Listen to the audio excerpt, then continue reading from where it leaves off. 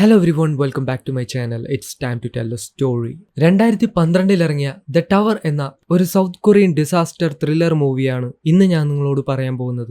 കഴിഞ്ഞ വീഡിയോയിൽ പറഞ്ഞത് ഇത് ഈ ചാനലിൽ വന്ന ആദ്യത്തെ സജഷൻ ആണെന്നാണ്. പക്ഷെ അതിനു മുമ്പേ എബ്രഹാം ഓസ്ലർ ചെയ്യുമെന്ന് ആരോ ചോദിച്ചായിരുന്നു. അതെന്ന തിയേറ്ററിൽ കളിക്കുന്ന സിനിമയും മാത്രമല്ല അതൊരു മലയാള പടമല്ലേ. മലയാള സിനിമയ്ക്ക് മലയാള നരേഷന്റെ ആവശ്യമുണ്ടോ?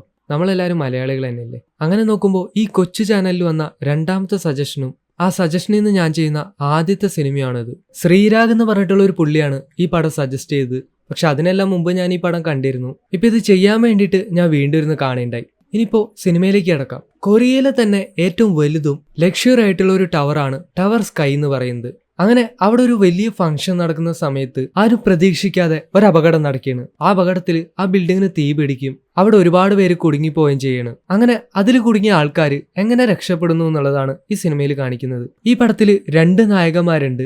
ആദ്യത്തെ ആള് ഈ ടവർ സ്കൈയിൽ ജോലി ചെയ്യുന്ന ഒരാളാണ്. രണ്ടാമത്തെ നായകനാണെങ്കിൽ ഒരു ഫയർ ഫൈറ്ററും. അതിൽ ഒരുപാട് ക്യാരക്ടേഴ്സ് വേറെയുണ്ട്. ഇതാണ് ഈ പടത്തിന്റെ ഒരു ചെറിയ ചുരുക്കം എന്ന് പറയുന്നത്. സിനിമയുടെ തുടക്കത്തിൽ ഒരു അച്ഛനെയും മോളെയും കാണിക്കാണ്. ഇയാളാണ് ഫസ്റ്റ് ഹീറോ, ലീ ദേഹോ.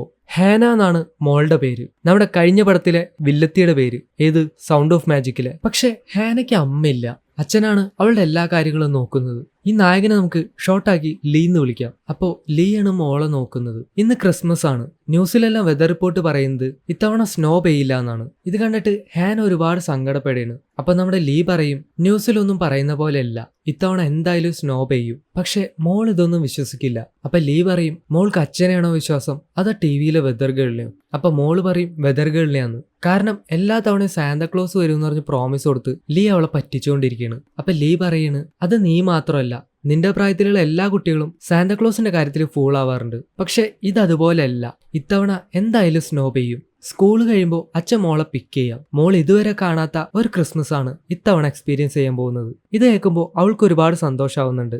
അടുത്ത സീനിൽ കാണിക്കുന്നത് അവൻ ജോലി ചെയ്യുന്ന ആ ഒരു ബിൽഡിംഗ് ആണ്. അപ്പൊ അവിടെ ഇന്ന് വലിയൊരു ക്രിസ്മസ് പാർട്ടി നടക്കുന്നുണ്ട്. അവിടുത്തെ ജോലിക്കാരെല്ലാവരും അതിൻ്റെതായ തിരക്കിലാണ്. അടുത്തായിട്ട് ഒരാളെ കാണിക്കാണ്. പുള്ളിയുടെ പേര് കിം എന്നാണ്. കിം ഒരു സാധാരണക്കാരനാണ്. ഇങ്ങോർക്ക് ലോട്ടറി അടിച്ച് കിട്ടിയതാണ് ഈ ടവർ സ്കൈൽ അപ്പാർട്ട്മെന്റ് എന്ന് പറയുന്നത്. അപ്പോൾ അവിടുത്തെ ഒരു മാനേജർ കിമ്മിന് ടവർ സ്കൈന്റെ പ്രത്യേകതകൾ പറഞ്ഞു കൊടുക്കുന്നുണ്ട്. അതായത് കൊറിയയിലെ ഏറ്റവും വലുതും ലക്ഷറി ആയിട്ടുള്ള ബിൽഡിംഗ് ആണ് ടവർ സ്കൈ. ഈ ടവർ സ്കൈ എന്ന് പറയുന്നത് 2 വലിയ കെട്ടിടങ്ങളാണ്. ഇതിന്റെ നടുവിലായിട്ട് ഈ ബിൽഡിങ്സിനെ കണക്ട് ചെയ്യുന്ന ഒരു ഗ്ലാസ് ബ്രിഡ്ജും ഉണ്ട്. ഇനി കാണിക്കുന്നത് ഈ സിനിമയിലെ നായികേനെയാണ്. യോൺഹി എന്നാണ് അവളുടെ പേര്. നായികയാണ് ടവർ സ്കൈയുടെ റെസ്റ്റോറന്റ് മാനേജർ എന്ന് പറയുന്നത്. പിന്നെയുള്ളത് ഒരു കൊമേഡിയനാണ്. പക്ഷെ കോമഡി ആയിട്ട് കാണിക്കുന്നതെല്ലാം എനിക്ക് കോമാളിത്തരങ്ങളായിട്ടാണ് തോന്നിയത്. അതൊക്കെ പോട്ടെ, പുള്ളിക്ക് ഒരു ഗേൾ ഫ്രണ്ട് ഉണ്ട്. പുള്ളി അവളെ പ്രപ്പോസ് ചെയ്യാൻ പോകുന്ന സമയത്ത് അവന്റെ മാനേജർ അങ്ങോട്ടേക്ക് വന്നിട്ട് അവൻ അവിടെ നിന്ന് ഓടിക്കുകയാണ്. പുള്ളി ഐസ്ക്രീമിൽ വെച്ച റിങ് ആ മാനേജർ എടുത്ത് കഴിക്കുകയാണ്. നമ്മുടെ ലീക്ക് യോൺഹിന് ഇഷ്ടമാണ്, പക്ഷെ അത് അവളോട് തുറന്നു പറയാനുള്ള ധൈര്യം അവനില്ല. പിന്നെ ഈ സ്കൈ ടവറിന്റെ ചെയർമാൻ ഷെയർ ഹോൾഡേഴ്സ് ആയിട്ട് സംസാരിക്കുന്ന കാണിക്കുന്നുണ്ട്. അതായത് ഇപ്പൊ ഈ നടക്കാൻ പോകുന്ന പാർട്ടി ഉണ്ടല്ലോ, അതെല്ലാ പ്രാവശ്യം അവർക്ക് വലിയ രീതിയിലുള്ള ഒരു പ്രോഫിറ്റ് ആണ് ഉണ്ടാക്കി കൊടുക്കുന്നത്. അങ്ങനെ ഇരിക്കുമ്പോൾ കിച്ചണിൽ ചെറിയ രീതിയിൽ ഒരു തീപിടുത്തം ഉണ്ടാവുകയാണ്. ആ സമയത്ത് അവിടുത്തെ സേഫ്റ്റി മെഷേഴ്സ് ഒന്നും വർക്ക് ചെയ്യില്ല. ലീയുടെ ഒരു സുഹൃത്തും കൂടെ അതൊന്ന് ചെക്ക് ചെയ്യുമ്പോൾ അവിടുത്തെ സേഫ്റ്റി മെഷേഴ്സ് ഒന്നും വർക്ക് ചെയ്യാത്തത് കണ്ടുപിടിക്കുകയാണ്. അപ്പൊ ഇവിടുത്തെ മെയിൻ ആയിട്ടുള്ള ഒരു മാനേജർ വന്നിട്ട് റെസ്റ്റോറന്റ് മാനേജർ ആയിട്ടുള്ള യൂൺഹീന് വന്നിട്ട് കുറെ ചീത്ത പറയാണ്. അവളാണല്ലോ ഇതെല്ലാം നോക്കേണ്ടത്. അപ്പൊ നമ്മുടെ ലീ വന്നിട്ട് പറയും, ഇതിന് കാരണം യൂൺഹി അല്ല, ശരിക്കുള്ള കാരണം എന്താണെന്ന് കാണിച്ചു തരാന്ന് പറഞ്ഞിട്ട് കിച്ചണിൽ പോയിട്ട് ഇതുപോലെ തീപിടുത്തുണ്ടാകുമ്പോൾ വെള്ളം വരുന്ന പൈപ്പിന്റെ സെൻസറിൽ പോയിട്ട് ഒരു ലാമ്പ് വെച്ച് ചൂടാക്കിയാണ്. അന്നേരം അതിൽ നിന്ന് വളരെ കുറച്ച് വെള്ളം മാത്രമേ വരുന്നുണ്ടാവുള്ളൂ. അത് മര്യാദയ്ക്ക് വർക്ക് ചെയ്യുന്നില്ല. പക്ഷെ ആ ഒരു സമയം തന്നെ വന്ന വെള്ളം ആ ഒരു മാനേജറിനെ കുളിപ്പിച്ചിട്ടുണ്ടാവും. ഇത് കണ്ടിട്ട് അവിടെയുള്ള എല്ലാവരും ചിരിക്കുന്നുണ്ട്. കാരണം അയാളുടെ സ്വഭാവം അത്രയ്ക്ക് നല്ലതാണ്. അടുത്തായിട്ട് കാണിക്കുന്നത് ഈ സിറ്റിയിലെ ഒരു ഫയർ സ്റ്റേഷനാണ്. അവിടേക്ക് പുതിയതായിട്ട് ഒരു പയ്യൻ ചാർജ് എടുക്കാൻ വന്നിട്ടുണ്ട്. അവന്റെ പേരും ലീ എന്നാണ്. അപ്പോൾ ഓൾറെഡി നമ്മൾ നായകനെ ലീ എന്ന് വിളിക്കുന്നുണ്ട്. ഇവനെ നമുക്ക് വേറൊരു പേര് കണ്ടുപിടിക്കണം. ഇപ്പൊ എന്താ വിളിക്കുക? ഇവനൊരു സുന്ദരനായോണ്ട് സുന്ദര എന്ന് വിളിക്കുക. അപ്പോ സുന്ദരൻ പുതിയ ആളായോണ്ട് ഭയങ്കരമായിട്ട് ഒരു ആത്മാർത്ഥത അവന്റെ സംസാരത്തിൽ നിന്ന് ഫീൽ ചെയ്യുന്നുണ്ട്. അപ്പോ അവിടെ ഇരിക്കുന്ന ക്യാപ്റ്റനും കൂടെ നിൽക്കുന്ന വേറൊരു സീനിയർ ഓഫീസറിനും ഇതൊക്കെ കേൾക്കുമ്പോൾ ചിരി വരുന്നുണ്ട്. ഈ കൂടെ നിൽക്കുന്ന ഈ ഒരു സീനിയർ ഓഫീസർക്കും ഒരു പേരുണ്ട്. ഇപ്പോ എന്താ ക്യാപ്റ്റൻ നമുക്ക് ക്യാപ്റ്റൻ എന്ന് വിളിക്കാം. ഇങ്ങോരെ ഇപ്പൊ എന്താ വിളിക്കുക? ഒരു വൃത്തിയായിട്ട പേരാണ്. തൽക്കാലം ഇയാളെ തക്കുടുമുണ്ടെന്ന് വിളിക്കാം. ഓക്കെ, തക്കുടു എന്ന് വിളിക്കാം. പുള്ളിയും ഈ പടത്തിൽ ഒരു മെയിൻ റോളാണ് ചെയ്യുന്നത്. പിന്നെ ഈ ക്യാപ്റ്റൻ ഉണ്ടല്ലോ, ഈ ക്യാപ്റ്റനാണ് സെക്കൻഡ് ഹീറോ. ഞാനത് പറയാൻ വിട്ടുപോയി. ഓക്കെ, അപ്പൊ ഈ സുന്ദരന്റെ സിൻസിയാരിറ്റി സഹിക്കാൻ പറ്റാണ്ടാവുമ്പോ ക്യാപ്റ്റൻ തക്കടുവിനോട് ഇവനെ വേഗം പിടിച്ചോണ്ട് ഓടാന്ന് പറയാണ്. അങ്ങനെ ഈ തക്കടു സുന്ദരന് ഇവിടുത്തെ കാര്യങ്ങളൊക്കെ ഇങ്ങനെ പറഞ്ഞു കൊടുക്കുകയാണ്. അതിനിടയിൽ ഈ സുന്ദരൻ കുളിച്ചുകൊണ്ടിരിക്കുന്ന സമയത്ത് ഇവരെ ഫയർ സ്റ്റേഷനിൽ അലേർട്ട് വരികയാണ്. അതായത് എവിടെയെങ്കിലും അപകടം നടക്കുമ്പോഴാണ് അവിടെ അലാം അടിക്കുന്നത്. അങ്ങനെ തക്കടും അവിടെയുള്ള എല്ലാവരും ധൃതി പിടിച്ച് ഓടയാണ്. അപ്പോ ഈ കുളിച്ചോണ്ടിരിക്കുന്ന സുന്ദരൻ ഉടുതുണി പോലും ഇല്ലാതെ ഈ തക്കടുവിന് പിന്നാലെ ഓടയാണ്. അങ്ങനെ ചെല്ലുമ്പോഴാണ് ഇവിടെയുള്ള എല്ലാരും കൂടെ ഈ പുതുതായിട്ട് വന്ന സുന്ദരന് ഒരു സർപ്രൈസ് കൊടുത്ത് വെൽക്കം ചെയ്തതാണ്. അവനപ്പോ ഒരുപാട് സന്തോഷാവുന്നുണ്ട്. പിന്നെ കാണിക്കുന്നത് അവിടുത്തെ ഒരു സാധാരണ സർവന്റിനെയാണ്. അവരാണെങ്കിൽ അവരുടെ മോനെ പഠിപ്പിക്കാൻ വേണ്ടിയിട്ട് അവിടുത്തെ പണക്കാരെല്ലാം ആട്ടും തുപ്പെല്ലാം കേട്ടിട്ട് സഹിച്ചാണ് അവിടെ നിൽക്കുന്നത് അവരുടെ മോന് വേണ്ടിയിട്ട്. അവരുടെ മോൻ അവരെ കാണാൻ വരുന്നുണ്ട്. ഫീസ് ചോദിച്ചിട്ടാണ് അവൻ വരുന്നത്. പക്ഷെ ആ സമയത്ത് അവരിൽ പൈസ ഒന്നും ഉണ്ടാവില്ല. അങ്ങനെ ആ ഒരു അമ്മ അവന് പോക്കറ്റ് മണി കൊടുക്കുമ്പോൾ അവൻ ഫീസ് ഇല്ലാത്തതുകൊണ്ട് ആ ഒരു സങ്കടത്തിൽ അവനൊന്നും വാങ്ങിക്കാതെ പോകുന്നുണ്ട്. അതേസമയം ലീയുടെ മോള് ആ ഒരു ക്രിസ്മസ് പാർട്ടി ആഘോഷിക്കാനായിട്ട് ഈ ടവർ സ്കൈയിലേക്ക് വന്നേക്കാണ്. പക്ഷെ ലീ ആണെങ്കിൽ ഇവിടെ നല്ല തിരക്കിലായിരിക്കും. അവൻ ആ ഒരു വെള്ളം വരാത്ത പ്രശ്നം എന്താന്ന് കണ്ടുപിടിക്കുകയാണ്. 60ാമത്തെ നിലയുടെ താഴെ കണ്ട് വാട്ടർ പൈപ്പുകളുടെ ഇടയിലായിട്ട് വെള്ളം ഇങ്ങനെ ഫ്രീസ് ആയിട്ട് നിൽക്കുന്നുണ്ടാവും. അപ്പൊ തന്നെ ആ ഒരു പ്രശ്നം ലീ മാനേജറുടെ അടുത്ത് പോയിട്ട് പറയുന്നുണ്ട്. പക്ഷെ അയാളാണെങ്കിൽ ആ ഒരു ക്രിസ്മസ് പാർട്ടിയുടെ തിരക്കിലാണ്. ആ ഒരു പാർട്ടിയുടെ പേരും പറഞ്ഞ് അയാൾക്ക് മേളിൽ നിന്ന് നല്ല പ്രഷറാണ്. അതിനിടയിൽ ഇതൊന്നും നോക്കാനായിട്ട് അയാൾക്ക് നേരില്ല എന്ന് പറയുന്നു.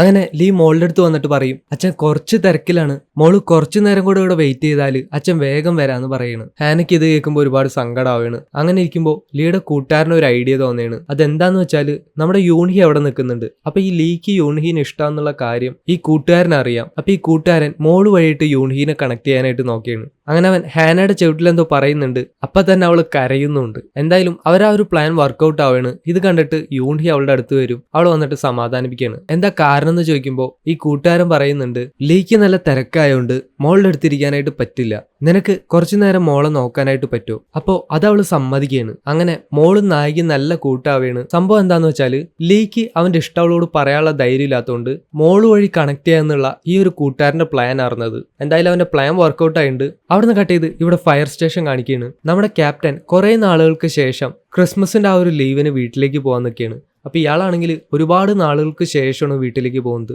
അത്രയ്ക്ക് ആത്മാർത്ഥയാണ് ജോലിയോട്. ഇപ്പൊ ഈ പോകുന്നത് തന്നെ ഈ ഒരു തക്കടുമുണ്ടനും ബാക്കിയുള്ള ഓഫീസേഴ്സ് എല്ലാം നിർബന്ധിച്ചിട്ടാണ്. അങ്ങനെ എന്തായാലും ഇയാൾ വീട്ടിലേക്ക് പോകാനായിട്ട് തീരുമാനിക്കുകയാണ്. പുള്ളി ഒരു കേക്കൊക്കെ ഓർഡർ ചെയ്യുന്നുണ്ട് പോകുമ്പോൾ കൊണ്ടുപോകാനായിട്ട്. അതേസമയം ആ ഒരു സിറ്റിയിലെ കാറ്റിന്റെ ശക്തിയെല്ലാം കൂടുന്നതായിട്ട് കാണിക്കുന്നുണ്ട്. ഇവിടെ ഈ ടവർ സ്കൈയിലാണെങ്കിൽ അവിടുത്തെ ചെയർമാൻ കുറെ ഹെലികോപ്റ്ററുകൾ വരുത്തിക്കുകയാണ്. ആ ഒരു ഹെലികോപ്റ്ററുകൾ വരുന്നത് വലിയ വലിയ ബോക്സുകളായിട്ടാണ്. അതെന്താന്ന് ആർക്കും മനസ്സിലാവുന്നില്ല. അങ്ങനെ ആ ഒരു ക്രിസ്മസ് പാർട്ടി സ്റ്റാർട്ട് ചെയ്യാണ്. ടവർ സ്കൈയിലെ ചെയർമാൻ മൈക്കിലൂടെ വന്നിട്ട് പറയും, ഈ ഒരു ദിവസം നിങ്ങൾ ഒരിക്കലും മറക്കില്ല, നിങ്ങൾക്ക് എല്ലാവർക്കും ഞാനൊരു സർപ്രൈസ് തരാൻ പോവാണ്. അപ്പോഴാണ് ആ ഒരു ഹെലികോപ്റ്റേഴ്സ് എന്തിനാ വന്നേന്ന് കാണിക്കുന്നത്. ആ ഒരു ബോക്സുകൾ എന്ന് പറയുന്നത് ആർട്ടിഫിഷ്യൽ ആയിട്ട് സ്നോ പെയ്യിക്കുന്ന മെഷീനുകളാണ്. അതെങ്ങനെ സ്നോ പെയ്യിക്കാനായിട്ട് തുടങ്ങും. എല്ലാവരും ഇത് കണ്ടിട്ട് ആശ്ചര്യപ്പെടുകയാണ്. അവർക്ക് എല്ലാവർക്കും സന്തോഷമാവും. ലീ മോൾക്ക് എന്തുകൊണ്ടാ പ്രോമിസ് കൊടുത്തെന്നുള്ളത് ഇപ്പൊ മനസ്സിലായില്ലേ. അങ്ങനെ ആ ഒരു പ്രോമിസും അവിടെ സാധ്യമാവുകയാണ്. ലീയുടെ മോള് യൂൺഹിയുടെ കൂടെ നിൽക്കുന്നുണ്ട്. ഇതെല്ലാം കാണുന്നുണ്ട്. അപ്പൊ താഴെ നിന്നിട്ട് ലീ മോളെ വീഡിയോ കോൾ ചെയ്യുന്നുണ്ട്. അവരെല്ലാരും ഹാപ്പി ആയിട്ട് പോയിക്കൊണ്ടിരിക്കുകയാണ്. പക്ഷെ ആ ഒരു ഹാപ്പിനെസ് കുറച്ചു നേരത്തേക്ക് മാത്രമേ ഉണ്ടാവുന്നുള്ളൂ. പെട്ടെന്ന് ഹെലികോപ്റ്റേഴ്സിന്റെ കൺട്രോൾ തെറ്റി കൂട്ടിയിടിക്കുകയാണ്. അങ്ങനെ ആ ഒരു സ്നോ ബേക്കുന്ന മെഷീനെല്ലാം പൊട്ടി താഴേക്ക് വീഴാണ്. അതിലൊരു ഹെലികോപ്റ്റർ ടവർ സ്കൈയിലേക്ക് ഇടിച്ചു കയറിയാണ്. അപ്പൊ തന്നെ ആ ഒരു ഹെലികോപ്റ്ററിന്റെ ഫ്യൂവൽ ടാങ്ക് ലീക്കായി അത് ബ്ലാസ്റ്റ് ആവുകയാണ്. അത്രയും വലിയ തീപിടുത്തുണ്ടായിട്ടും അവിടുത്തെ സേഫ്റ്റി മെഷേഴ്സ് ഒന്നും വർക്ക് ചെയ്യുന്നില്ല. പൈപ്പുകളിൽ നിന്നൊന്നിന്നും തന്നെ വെള്ളം വരുന്നില്ല. തീയൊക്കെ ആളി പടരാനായിട്ട് തുടങ്ങും. ആളുകളെല്ലാം പതറി ഓടാനായിട്ട് തുടങ്ങിയാണ്. ഇന്നേരം ഒരുപാട് ആളുകൾ മേളിൽ പെട്ടേക്കാണ്. അതിനിടയിൽ നമ്മുടെ നായികയും ഈയുടെ മോളും എല്ലാം പെട്ടിട്ടുണ്ട്. ഇന്നേരം നമ്മുടെ ലീ ആണെങ്കിൽ താഴെയാണ്. അവർ രണ്ടും കൽപ്പിച്ച് ആ ഒരു ബിൽഡിങ്ങിലേക്ക് കയറിയാണ് അവന്റെ കൊച്ചിനെ രക്ഷിക്കാനായിട്ട്. ഇന്നേരം ഇവിടെ ഫയർ സ്റ്റേഷനിൽ കാര്യം അറിയാണ്. അവരെല്ലാവരും ഇറങ്ങാൻ നേരത്ത് ലീവിന് പോയിരുന്ന നമ്മുടെ ക്യാപ്റ്റനോട് ഈ തക്കുടുമുണ്ട പറയാണ്, ദയവ് ചെയ്ത് നിങ്ങൾ ഇപ്രാവശ്യം വരരുത്, നിങ്ങൾ വീട്ടിലേക്ക് പോകണമെന്ന് തന്നെ പറയാണ്. അങ്ങനെ അയാൾ സമ്മതിക്കുകയാണ്. പക്ഷെ അവര് പോവാൻ നേരത്ത് അയാളുടെ മനസാക്ഷി അതിന് സമ്മതിക്കില്ല. അയാൾ ആ ഒരു വണ്ടിയിലേക്ക് ഓടിക്കയറാണ്. എന്നിട്ട് അയാൾ വീട്ടിലേക്ക് ഭാര്യനെ വിളിച്ച് പറയാണ്, നീ ഭക്ഷണം കഴിച്ച് കിടന്നോ, ഞാൻ എന്തായാലും വരാൻ ലേറ്റ് ആവും. ഈ തക്കടുമുണ്ടനപ്പം പറയുന്നുണ്ട്, ഇയാള് നന്നാവൊന്നുമില്ല. ഇവിടെ ടവറിലാണെങ്കിൽ ആളുകളെല്ലാം ലിഫ്റ്റിൽ കയറി രക്ഷപ്പെടാനായിട്ട് നോക്കിയാണ്. സെർവർ റൂമിലുള്ള ഒരു അനൗൺസ് ചെയ്യുന്നുണ്ട്, ലിഫ്റ്റിൽ ആരും കയറരുത്, അത് അപകടമാണെന്ന്. ആളുകളൊക്കെ പാനിക്കായിരിക്കാണ്. ആരും ഇതൊന്നും കേൾക്കുന്നില്ല. എല്ലാവരും ലിഫ്റ്റിൽ കയറി രക്ഷപ്പെടാനായിട്ട് നോക്കിയാണ്. ആ ഒരു നേരെ തന്നെയാണ് നമ്മുടെ നായിക കൊച്ചിനായിട്ട് വരുന്നത്. പക്ഷെ അവളെയും കൊച്ചിനെയും ആരും കേറ്റില്ല.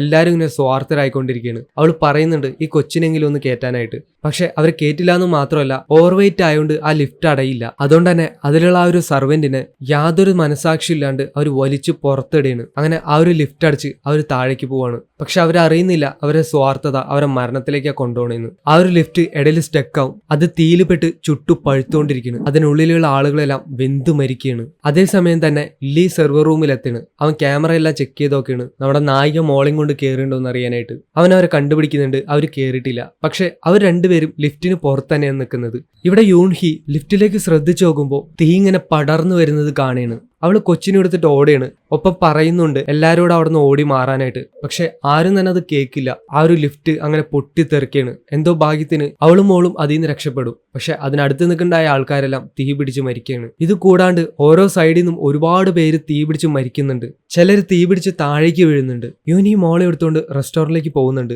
അതേസമയത്ത് തന്നെ ഫയർഫോഴ്സ് അവിടേക്ക് എത്തുകയാണ്. അവർ നിലവിലുള്ള സിറ്റുവേഷൻ അനുസരിച്ച് ഒരു പ്ലാൻ ഉണ്ടാക്കിയാണ്. അതായത് 63ാമത്തെ നിലയിലാണ് തീ പിടിച്ചിരിക്കുന്നത്. പക്ഷെ ഇപ്പോഴത്തെ ഒരു അവസ്ഥയിൽ അങ്ങോട്ടേക്ക് എത്തിപ്പെടാന്നുള്ളത് റിസ്ക് ആണ്. അവരുണ്ടാക്കിയ പ്ലാൻ അനുസരിച്ച് ആദ്യം അവരുടെ ലാഡർ വെച്ച് 19ാമത്തെ ഫ്ലോറിലേക്ക് കയറുന്നു. പിന്നെ അവിടെയുള്ള എമർജൻസി സ്റ്റെയർ വഴി ആ ഒരു ഹെലികോപ്റ്ററുള്ള സ്ഥലത്തേക്ക് എത്തുന്നു. തീ അണയ്ക്കുന്നു. അങ്ങനെ ഒരു 2 ടീമായിട്ട് തിരിയാണ്. ആദ്യത്തെ ടീം ആ ഒരു 63ാമത്തെ നിലയുടെ താഴെയുള്ള ആളുകളെ രക്ഷിക്കാനായിട്ട് പോവുകയാണ്. രണ്ടാമത്തെ ടീം നമ്മുടെ ക്യാപ്റ്റന്റെയും തക്കുടൂന്റെയും ടീം അവര് നേരെ ആ ഒരു 19ാമത്തെ ഫ്ലോറിലേക്ക് ചില്ലൊക്കെ പൊട്ടിച്ച് അകത്തേക്ക് കയറുകയാണ്. പക്ഷെ അതേ സമയത്ത് തന്നെ നമ്മുടെ ആ ഒരു കൊമേഡിയനും ഗേൾഫ്രണ്ടും ആ ഒരു ലിഫ്റ്റിൽ പെട്ട് കിടക്കുകയാണ്. അവരിങ്ങനെ കിടന്ന് നിലവിളിക്കുന്നുണ്ട്. ലിഫ്റ്റിന്റെ ഡോർ ആരെങ്കിലും തുറക്കണേന്ന് പറഞ്ഞുകൊണ്ട്. ഒരു പ്രഗ്നന്റ് ആയിട്ടുള്ള ലേഡി അതിൽ പോകുന്നുണ്ടാവും. അവരൊരു കമ്പിപ്പാര എടുത്തിട്ട് ആ ലിഫ്റ്റിന്റെ ഡോർ കുത്തി പൊളിക്കുകയാണ്. അങ്ങനെ നമ്മുടെ കൊമേഡിയനും ഗേൾഫ്രണ്ടും അതിന് പുറത്തേക്ക് കിടക്കുകയാണ്. ആ ഒരു സമയത്ത് ആ സിറ്റിയുടെ മേയർ അവിടേക്ക് വരികയാണ്. അയാൾ ഒരു ഓർഡർ ഇടുകയാണ്. അതായത് ഒരു പ്രയോറിറ്റി ലിസ്റ്റ് ഉണ്ടാക്കിയിട്ട് അതനുസരിച്ച് വേണം ആളുകളെ രക്ഷിക്കാനായിട്ട്.